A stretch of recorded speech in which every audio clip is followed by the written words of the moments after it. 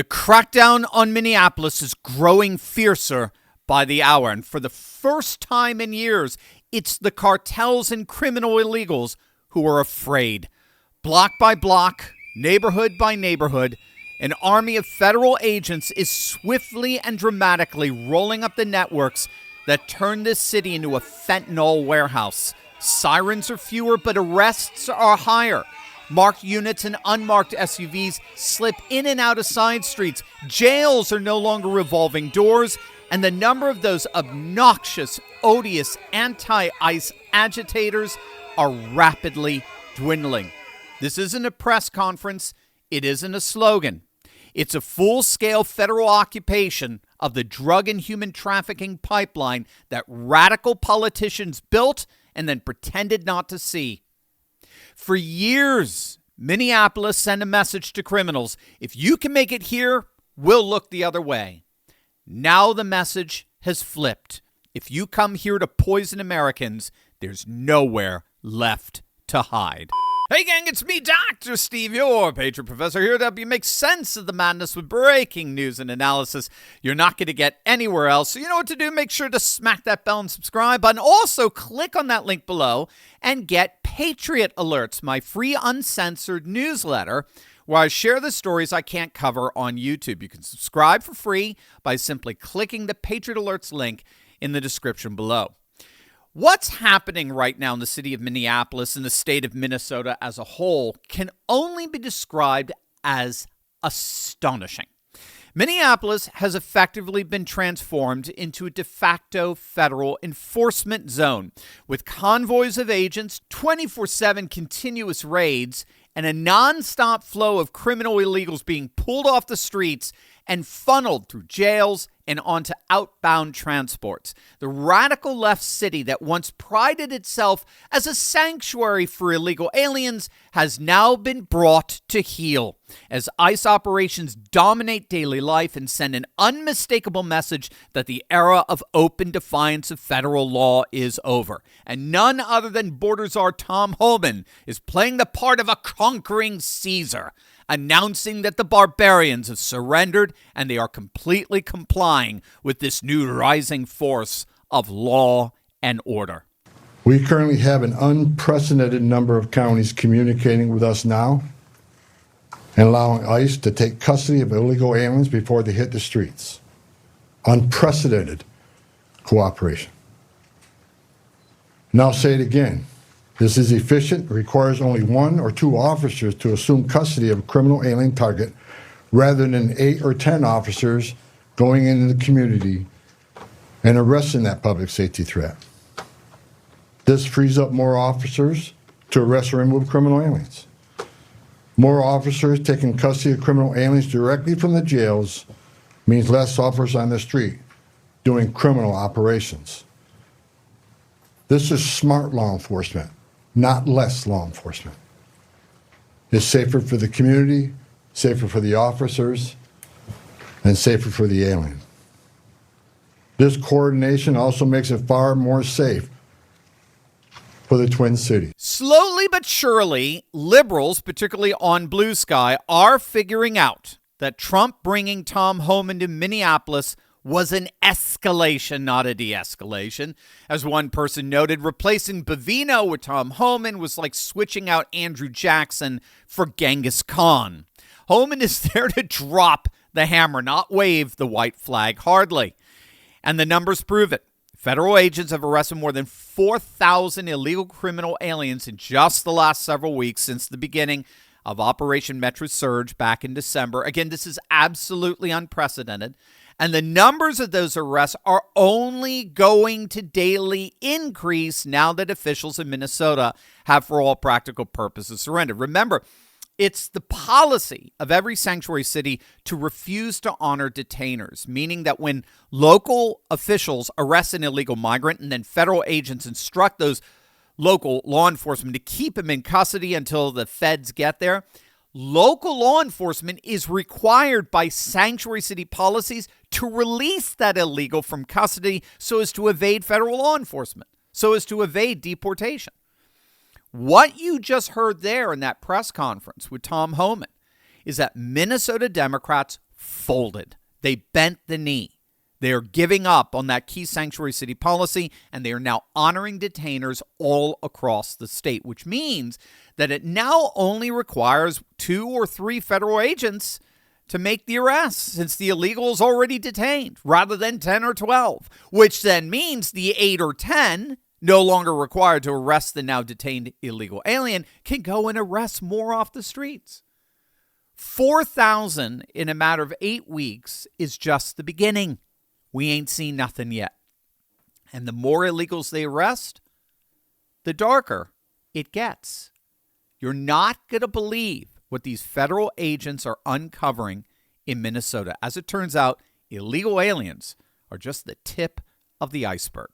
You know, the same nefarious, corrupt forces that have infested Minnesota's government have been eating away at your savings now for years at a federal level. Now, of course, we're talking about inflation, where reckless Federal Reserve policies have been relentlessly devaluing our dollars for decades.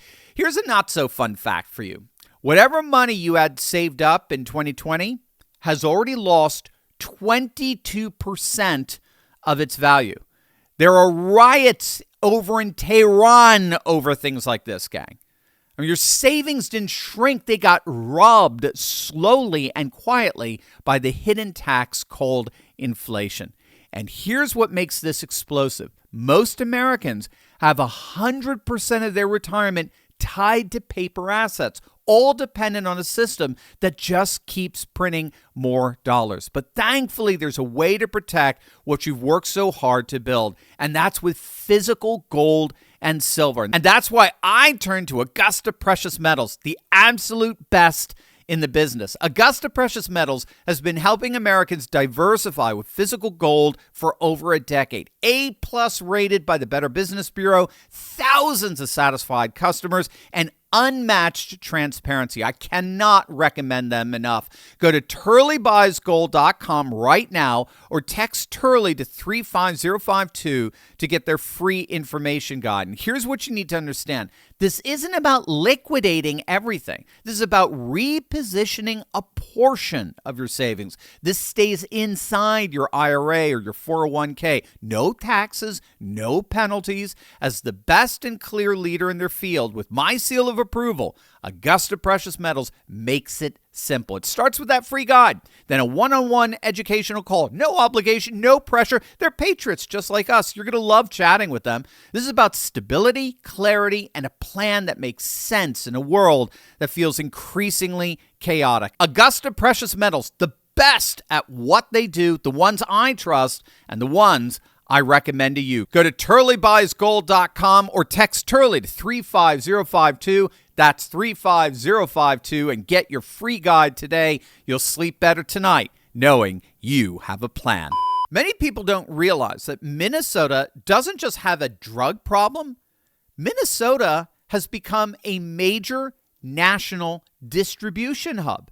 Fentanyl wasn't merely passing through the state. It was being stored, broken down, repackaged, and shipped out across the Midwest. In fact, one of the ways law enforcement identifies a drug hub is by the price of the drug. So street prices in Minneapolis crash from about $20 a pill to as low as $1 or $2. That's the kind of price collapse agents say happens only when cartel-level supply is being embedded in that city. Over the last few years, overdose calls exploded. In Minneapolis, black residents, and especially the Somali community, began dying at far higher rates than whites, with Somali overdose deaths more than double those of other residents. Remember, the autopsy report for George Floyd, who lived in Minneapolis, found that he had fentanyl in his system. Now, at the heart of this drug hub is a single, ruthless power called the Sinaloa cartel. It's a Mexican cartel which has embedded itself in Minnesota and has dominated the state's drug trade and floods its streets with cartel-made poison. Over the years, DEA teams across the upper Midwest have tied dozens of cases, scores of arrests, and a surge in fentanyl and meth seizures back to Sinaloa and their rival cartel, CJNG. In 2023, the DEA seized a record 417,000 fentanyl pills in Minnesota, more than twice any neighboring state. The flow was so intense, agents described it as an avalanche. And so when ICE and the FBI finally launched Operation Metro Surge, they treated Minnesota like what it had become, a cartel warehouse. Undercover buy-bust operations mapped phones, tracked money, and cross-checked arrest records revealed the same names, the same circles, the same networks repeating over and over. So what we have to understand here is that these mass arrests of criminal illegal migrants is radically disrupting this major hub of fentanyl activity. These thousands upon thousands of arrests of criminal illegal migrants are ripping out the human infrastructure that made Minnesota a fentanyl hub in the first place. Couriers, stash house keepers, local wholesalers, drivers, and document fraudsters are all being removed in bulk instead of one by one, which makes it far harder for cartels to move product, launder money, or keep a stable local workforce. By flipping jails into handoff points and detaining people at the custody stage, ICE now intercepts criminal migrants before they get back onto the street, forcing trafficking networks to constantly replace experienced operators, take bigger risks, and reroute supply lines away from Minneapolis as the cost and danger of doing business there continues to spike. All of which means that Trump isn't just engaged in the single largest deportation operation in American history. That deportation operation is itself cleaning up our streets of drugs and criminal activity. The deportations are translating into a restoration of law and order all throughout society at every level. For example, in D.C., our nation's capital, since Trump basically federalized law enforcement there, homicides are down 80%. Robbery is down 58%. Burglary is down 28%. Motor vehicle theft is down 57%. This is nothing less than an American Renaissance. The renaissance of the restoration of urban law and order. And when you have law and order, you have the foundation for a flourishing society in every way. The Democrats in Minnesota have caved. The deportations are surging. The drug networks are unraveling. And the nation is healing. All thanks, I might add, ultimately to you because of what you did in November of 2024. You are changing the world. And it's all just the beginning. Hey gang, before we end this video, if you've been a longtime follower of Turley Talks, you know that we're building a patriot community rooted in faith, family, and freedom. On February 21st in Dover, Delaware, we'll be gathering in person to celebrate and advance that movement together. I'll be the keynote speaker at the 2026 Lincoln Day dinner and signing books at my personal table. But you got to get your tickets before the deadline. Learn more and register by scanning the QR code below. I'll see you in Dover.